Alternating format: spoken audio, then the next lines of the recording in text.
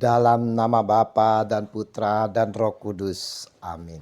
Shalom alaikum. Berjumpa lagi dengan saya pada perenungan hari ini tanggal 7 September 2021. Berdoa membangun relasi dengan Tuhan. Bacaan liturgi hari ini diambil dari Kolose 2 ayat 6 sampai dengan 15 dan Injil Lukas 6 ayat 12 sampai dengan 19. Saudara-saudaraku yang terkasih di dalam kasih Kristus, suatu kali di subuh hari dengan mengendarai sepeda motor, saya menuju pasar melewati sebuah paroki. Terlihat seorang ibu renta tua sedang sujud dan mulutnya berkomat kamit di depan pintu gereja yang belum dibuka. Setelah itu ibu ini pergi menuju pasar di tempat dia berdagang. Rupanya saudara-saudaraku yang terkasih, ibu ini setiap subuh sebelum ke pasar, dia mampir dan berdoa di depan pintu gereja. Padahal dia bukan seorang pengikut Kristus. Disampaikan pula oleh si ibu bahwa ini dilakukannya setiap hari karena bersyukur kepada Gusti Allah untuk hari ini dan berkat-berkat hari ini. Oh, haleluya. Sungguh sikap yang perlu kita teladani, saudara. Hari ini di dalam Injil kita melihat bagaimana Yesus sebelum mengambil keputusan untuk memilih dan memanggil ke-12 muridnya.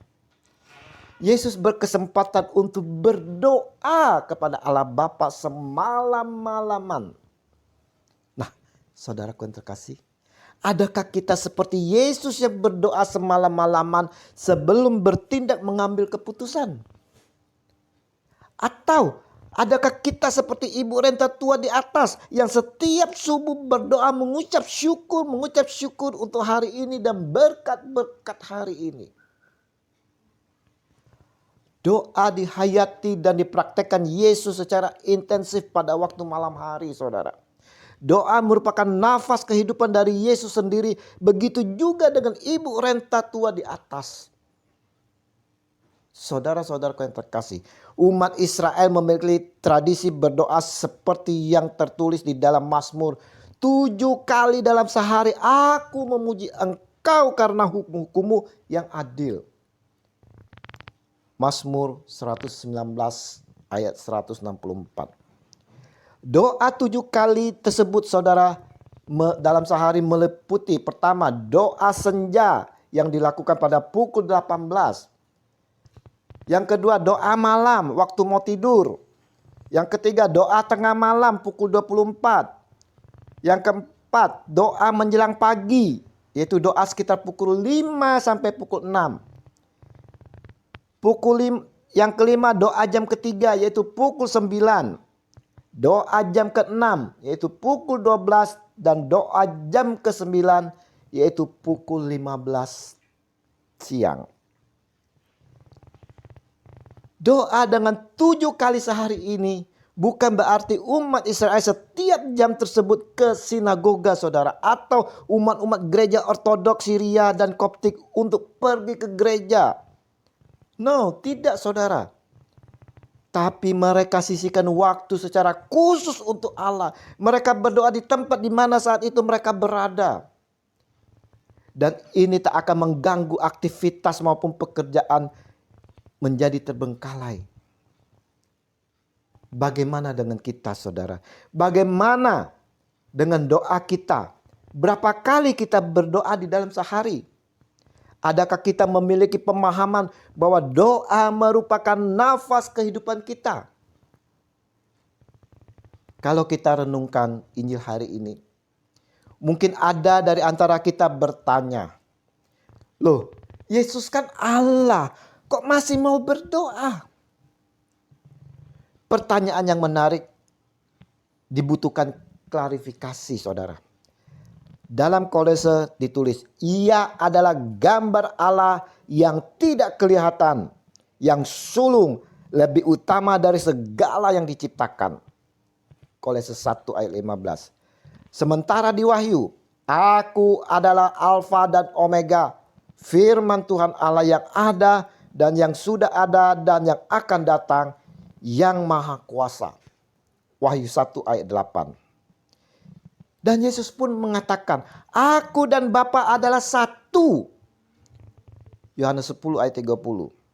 Dengan demikian, jika kita bicara tentang Allah, maka kita harus mengarah kepada Yesus Kristus Tuhan kita.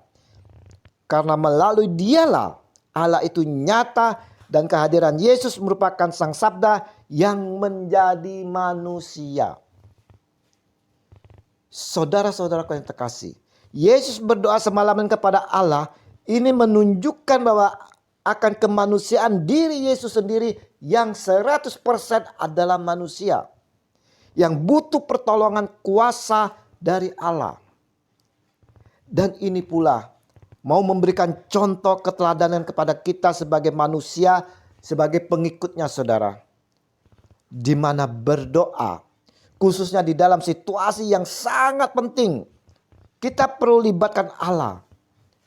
Dan ini merupakan keharusan sebagai orang-orang Kristen yang mengakui Yesus adalah Tuhan Sang Penyelamat kita.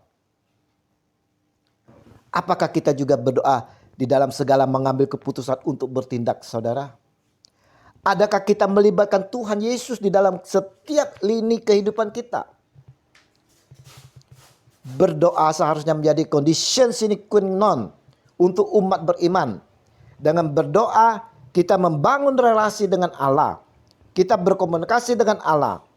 Dengan berdoa kita dapat bersyukur serta memohon pertolongannya. Karena Allah itu maha kuasa dan maha rahim. Dengan kemahakuasaannya, Allah dapat mengatur segala sesuatu sesuai dengan kehendaknya. Semoga kita selalu dapat membangun relasi dengan Tuhan di dalam hidup kita, di mana saja kita berada, dalam situasi dan kondisi apapun.